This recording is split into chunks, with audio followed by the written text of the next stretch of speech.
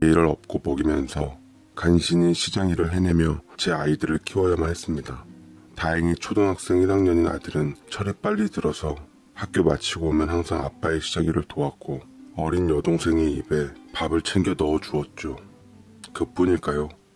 작은 고사리 손으로 다 만든 닭을 포장해주며 돈을 받는 모습을 보고는 눈물 짓고 딱하다는 손님들도 여럿 있었으며 아베인 절 욕하고는 돈을 던지는 손님들도 있었습니다. 그럴 때마다 어린 자식을 고생시키는 것 같아 안쓰러워서 저는 아들을 혼도 내보고 얼른 집에 들어가 공부하라고 원하면 너 하고 싶은 학원도 보내주고 좋아하는 거 시켜줄 테니까 아빠처럼 살기 싫으면 공부해서 꼭 성공하라고 했지만 아들은 도통 말을 듣질 않고 끝까지 제 곁에 있으면서 아빠를 돕겠다 했습니다.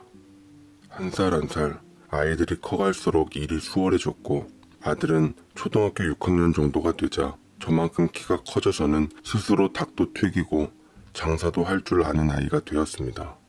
그 무렵 제 딸은 유치원을 다니고 있었고 저와 아들이 힘써 벌어온 돈으로 나름 고생 한번 모르고 자랐습니다. 아들이 어린 여동생을 챙기며 고생은 저 혼자 하는 걸로 충분하다며 기특한 말을 내뱉는데 다 큰 아들 녀석의 깊은 속내를 알고 그 녀석을 붙잡으며 얼마나 울었는지 모릅니다. 아들은 제 장사를 돕는데 그치지 않고 새로운 메뉴 개발이나 양념 같은 것을 다른 가게와 차별화를 두기 위해 많은 노력을 했어요. 덕분에 학교 가는 날은 오히려 손에 꼽을 정도였습니다. 아들을 걱정한 학교 선생님이 가정 방문을 하며 근황을 살피고는 아들에게 학교로 돌아오라고 여러 차례 설득했지만 아들은 자기의 미래를 담은 장사 공부를 충분히 하고 있다며 선생님을 결국 돌려보냈습니다. 녀석은 중학교를 간신히 졸업한 뒤 고등학교는 가질 않고 제 시장일에 앞장섰습니다. 장사에 소질이 있는 건지 요리에 소질이 있는 건지 어디서 본 건 있어서 당시 닭똥집 튀김으로 사이드 메뉴까지 개발하며 같이 서비스로 넣어주었는데 그 작은 서비스 덕에 점차 매출이 늘어가며 손님들이 밀려 들어왔습니다. 딸은 그 사이 아무것도 모르고 공주처럼 컸습니다. 학원 뺑뺑이를 돌고 집에 온 딸은 맨날 공부하기 힘들다고 투정을 부렸습니다. 그럴 때마다 아들은 어린 동생을 잘 달래주며 부디 여동생만큼은 자기처럼 고생하지 않고 자라기를 꽃길만 걸어서 행복하기를 바라며 여동생을 보듬어 주었어요. 제 딸은 그래서 지 오빠를 참 좋아했네요. 오빠에게 매달리며 항상 오빠만 찾았는데 저는 그런 아들을 보며 당장이라도 제가 눈을 감아도 모든 걸 믿고 맡길 수 있겠구나 싶어 저는 든든한 아들에게 가게를 하나 따로 내어주기로 했습니다. 그때 아들 나이 20살이었습니다. 그렇지만 하나 있는 가게를 둘로 쪼개니 오히려 장사가 잘 되질 않더라고요. 녀석도 자기 가게를 뚝 떼어 가지니 그러면서 아들은 한 여자를 알게 되었습니다. 바로 옆에서 작은 옷가게를 하는 여자였는데 언뜻 보기에 딱 봐도 여자가 건들거리며 껌을 짝짝 씹는 게 대충 외관 스타일을 보자니 며느리감으로는 딱 아니더라고요. 하지만 아들은 그 여자한테 뭘 홀렸는지 가게 일을 젖혀두고는 그 여자가 원하는 대로 다 사주고 마음을 잡으려고 노력했고 사장이 도통 가게에 신경 쓰질 않으니 가게는 점점 망해갔습니다. 그렇지만 아들은 정신 못 차린 채 그 여자와 결혼을 하겠다고 하며 제 앞에 데려왔더라고요. 아버지, 저 결혼 허락해주세요. 이 여자 정말 사랑해요. 이 여자 없으면 저 정말 못 살 것 같아요. 제가 꼭 행복하게 해주고 싶은 여자입니다. 라고 말을 했고 저는 그동안의 행적을 보고 절대 안 된다고 반대를 했습니다. 하지만 제 반대에도 무릅쓰고 아들은 그 여자와 결혼을 하겠다고 하며 가슴 아프지만 저를 등지면서까지 사랑하는 여자를 지키겠다 하는데 때마침 여자가 혼전 임신까지 했다고 하더라고요. 아이까지 가졌다는데 대체 어찌해야 할지 판단이 서질 않았습니다. 누가 널 그리 가르쳤냐고 울고불고 말렸지만 아들의 마음을 돌리긴 어려웠죠. 끝내는 자식 이기는 부모 없다고 아들더러 네 뜻대로 알아서 하라고 두 손 두 발 다 들었습니다. 그리고 저는 그 여자네 부모와 상견례를 하기로 했죠. 상견례 당일날 아들이 나름 한정식 맛집으로 유명한 곳으로 예약을 잡아 하기로 했는데 마침 딸은 시험을 앞두고 있어서 오지를 못했습니다. 그래서 저 혼자 오게 되었는데 이상하게 저 멀리서 아들이 누군가에게 메타적을 후드려 맞고 있는 게 보이더라고요. 며느리감은 곁에서 말리기는커녕 가만히 지켜보고 있었습니다. 당황한 저는 기막힌 상황에 당장 가서 말리며 이게 다 뭐하는 짓입니까? 지금 제 아들과 따님 결혼을 위해서 나온 상견례 자리 아닙니까? 어떻게 예비사위에게 이럴 수가 있는 겁니까? 라고 최대한 화를 눌러 참고 아나무인 그 인간들에게 얘기를 하니 갑자기 그 집 안사돈이 지게 삿대질을 치솟으며 확 내지르더군요. 사위? 사위 좋아하네. 무식한 그쪽 아들에게 딸 줄 생각 없는데 어디다 대고 사위라며 김칫국을 사발로 들이켜? 우리 딸이 순진하게 곱게만 자라서 못 모르고 데려가려 했다면 경기도 오산이다 이 인간들아. 사람이 뻔뻔함도 유분수지 어디 그 학벌로 우리 딸을 넘보려고 해? 라고 얘기를 하며 저까지 밀쳐버리는데 다행히 아들이 있어 뒤로 넘어가진 않았습니다. 대체 이게 무슨 행패인 건지 혼이 나갈 지경이더라고요. 그 인간들은 자기 딸 여태껏 분수 없이 넘본 거랑 혼인 없이 아이 임신시킨 것에 대해 위자료를 불라며 대책 없이 억지를 부리기 시작했습니다. 근데 더 등신 같은 건 바로 아들이었어요. 그 여자 부모님한테 무릎까지 꿇으며 제발 딸을 달라고 부인으로 맞이해서 행복하게 해주겠다고 하는데 속이 뒤집어지더라고요. 당장 아들을 잡아 일어서라 했지만 아들은 그 여자를 사랑했는지 책임지겠다는 말만 했습니다. 그 부모는 절대 아들과 딸을 결혼시킬 생각이 없다며 뱃속 아이를 알아서 키우는 조건으로 양육비를 요구했습니다. 아들의 빌빌거리는 모습에 결국은 경찰에 신고를 해버렸고 경찰서에 가서야 겨우겨우 그것들을 떨쳐버릴 수 있었습니다. 나중에 알고 보니 그 돌아먹은 아이가 임신한 것도 거짓말이고 우리 아들이나 저나 닭집 사장인 거 알고 작정하고 돈을 뜯어내려 한 거더라고요. 실제로 협박으로 인한 돈을 뜯진 않아서 사기는 아니었고 협박조차 그것들이 증거 있냐며 배째란 식으로 나와서 결국 순순히 경찰서에서 벗어나고야 말았습니다. 아들은 생전 처음으로 사랑하는 여자에게 당한 충격에 식음을 전폐하고 시름시름 앓게 되었습니다. 마음의 병이고 스트레스인지라 정신과를 가서 치료를 받아야만 했죠. 저는 장사고 뭐고 일단 가게를 다른 사람한테 맡기고는 아들을 곁에 두며 치료에 힘썼습니다. 아들이 조금씩 옛 상처에서 벗어나 제 자리를 찾기까지는 무려 3년이라는 시간이 걸렸어요. 딸은 지 오빠가 그리 되는 것을 보고 많이 걱정을 하더라고요. 딸은 언제부턴가 아들의 바람대로 다행히도 열심히 공부하며 부족한 것 없이 바르게 자랐습니다. 집, 학교, 학원, 독서실밖에 몰라 성적은 늘 상위권에서 맴돌았죠. 딸은 수능을 치른 후 아들과 제 바람대로 교사가 되기 위해 이화여대 국어교육학과에 입학했습니다. 제일 먼저 오빠에게 합격 소식을 전해주며 지 오빠를 안아주더라고요. 오빠, 나 오빠 위해서 이대 합격했어. 오빠가 희생해준 덕분에 공부만 할 수 있었고 결국 내가 원하는 대학교에 합격했다고. 이 합격은 다 아빠와 오빠 덕분이야. 라며 든든하게 얘기해 주었죠. 아들은 여동생의 합격에 진심으로 기뻐하며 눈물을 흘렸습니다.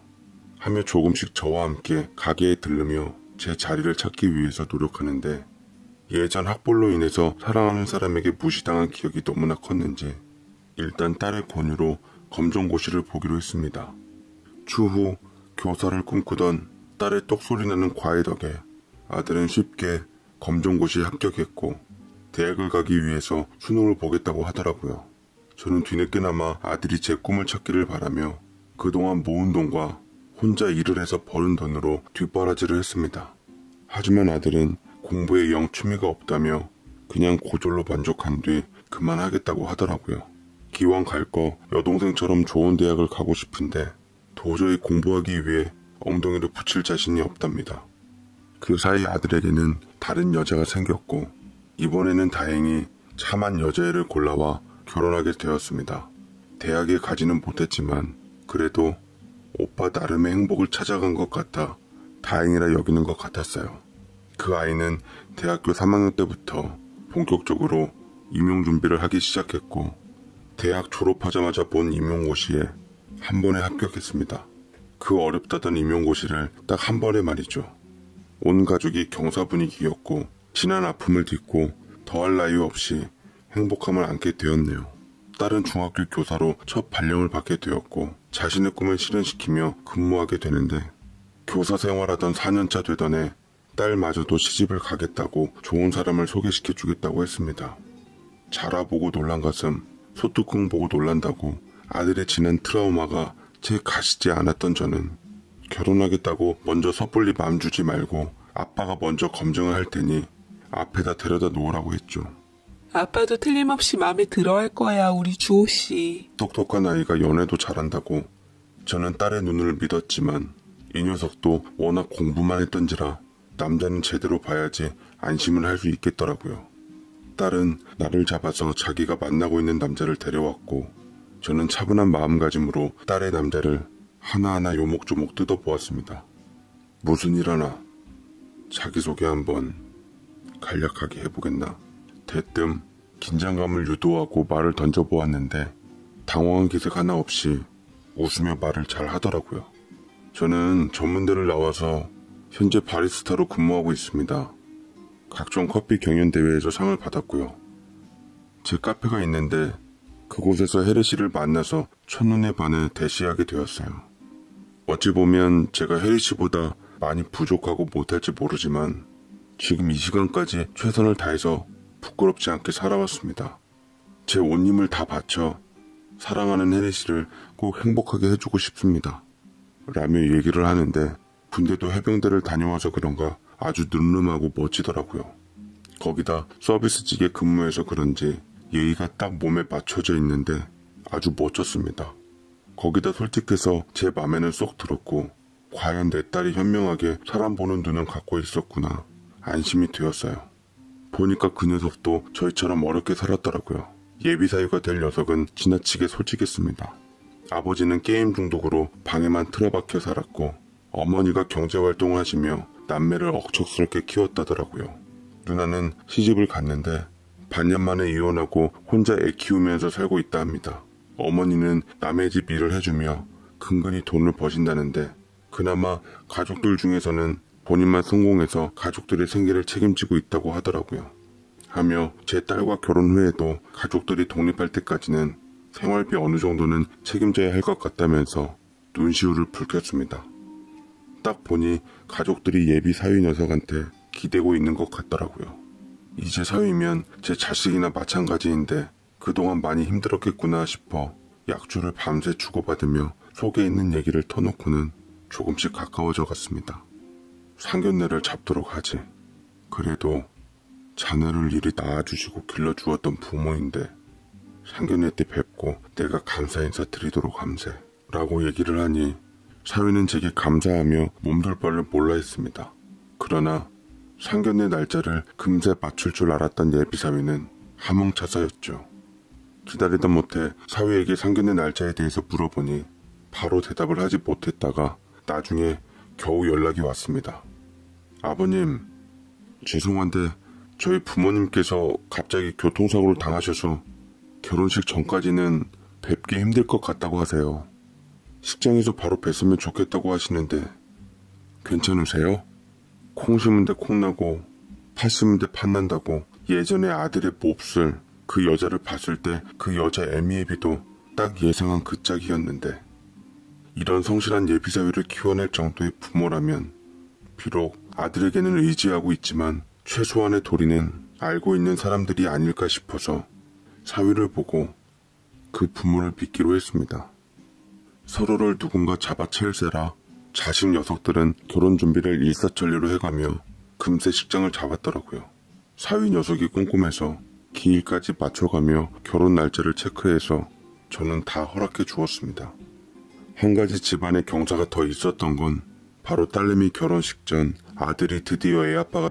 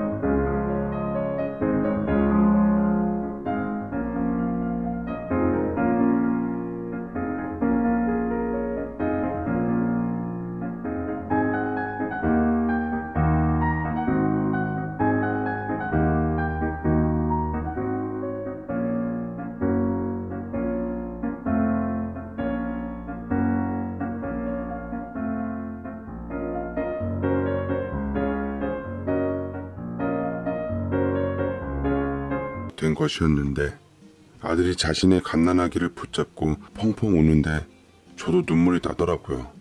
딸은 조카가 태어났다는 소리에 출산 선물을 갖고 사위와 함께 산부인과를 찾았고 제 아들에게도 꾸벅 인사를 올렸습니다. 스스럼 없이 친해질 요량으로 말을 붙이니 아들도 거부감 없이 잘 받아들이는데 그러다 아들이 고개를 갸웃거리며 사위에게서 시선을 떼지 않더라고요. 근데 혜리야, 어디서 만난 거야? 어디서 많이 본 것 같은데? 라고 하자 딸이 자랑하듯 예비사위 팔짱을 끼며 좋아라 말하더이다.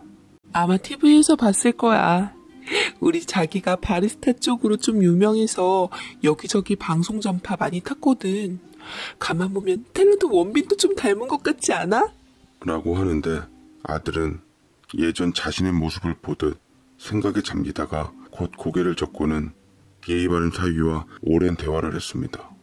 말할수록 공통점이 많이 보였는지 아들과 예비사위는 친해졌고 나중에 아들한테도 살짝 물어보니 예비사위 인성은 100점 만점에 만점이었습니다. 그렇게 딸의 결혼식은 성큼 다가왔고 유난히 해 좋은 날 딸의 결혼식 당일날이 되었는데 아침부터 메이크업이다 웨딩드레스다 딸과 사위는 분주하게 움직였고 아들 내외와 저도 덩달아 바빠지며 딸의 사랑 가득한 결혼식에 축복이 되도록 빌었습니다.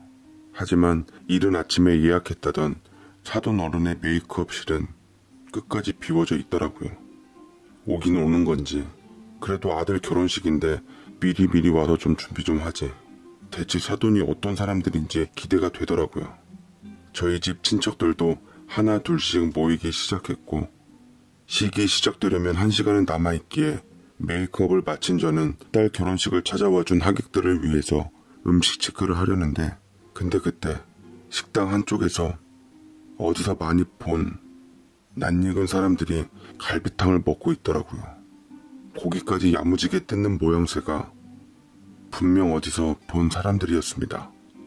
나이 든 여자는 하객으로 온 건지 두꺼운 메이크업과 파란색 한복을 입었는데 그때 곁에 어린아이와 함께 있던 돌아먹어 보이는 젊은 여자가 눈에 띄었고 전 한눈에 그 여자가 예전에 아들이 데리고 온 몹쓸 며느리감이라는 것을 알게 되었죠.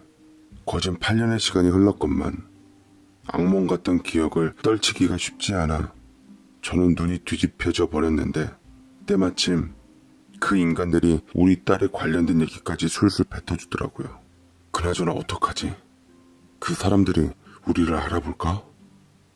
이런 거 보면 진짜 세상 좁단 말이지. 아들 녀석이 이대 출신 교사 데려온 것까지만 참 좋았는데 하필이면 왜 그놈의 집구석이냐고.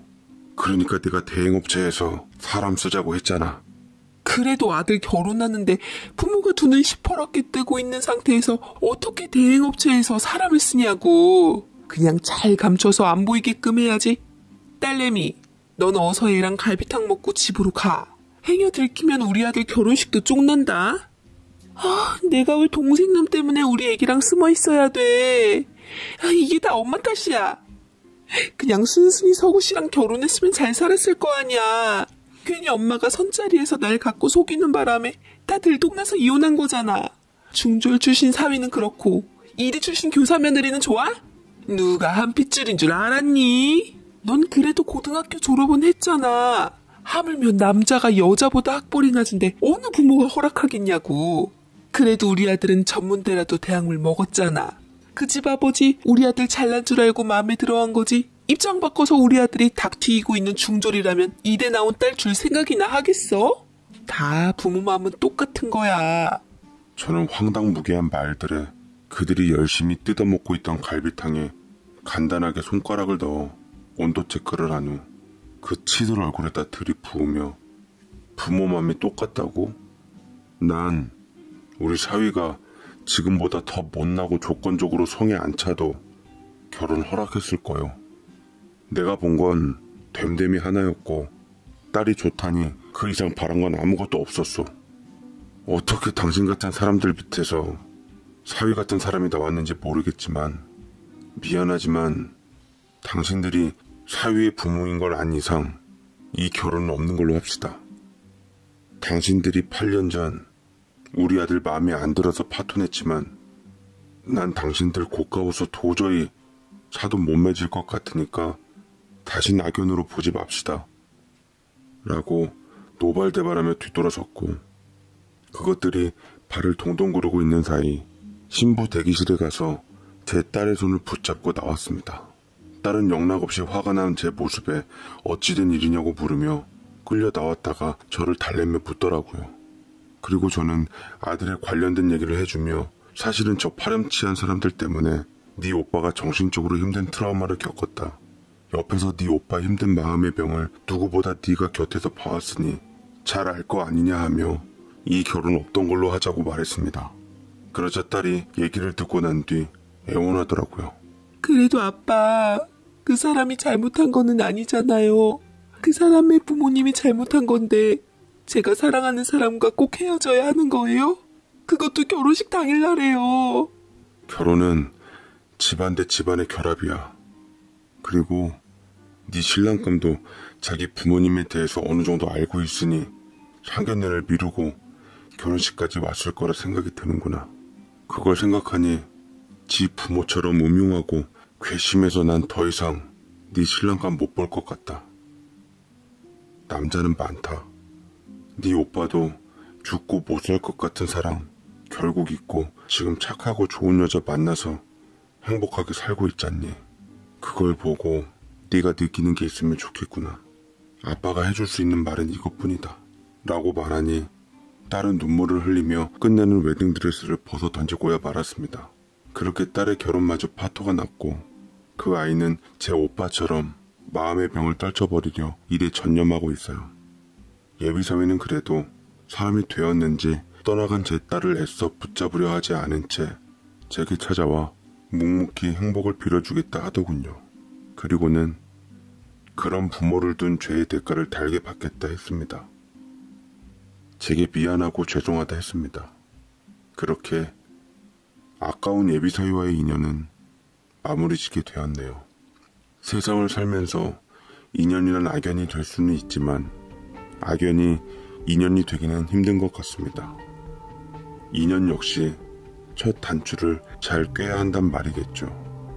저는 아들, 딸의 사례로 그것을 여실히 느끼게 되었고 인생에 대해 조금 더 알게 되는 계기가 되었습니다.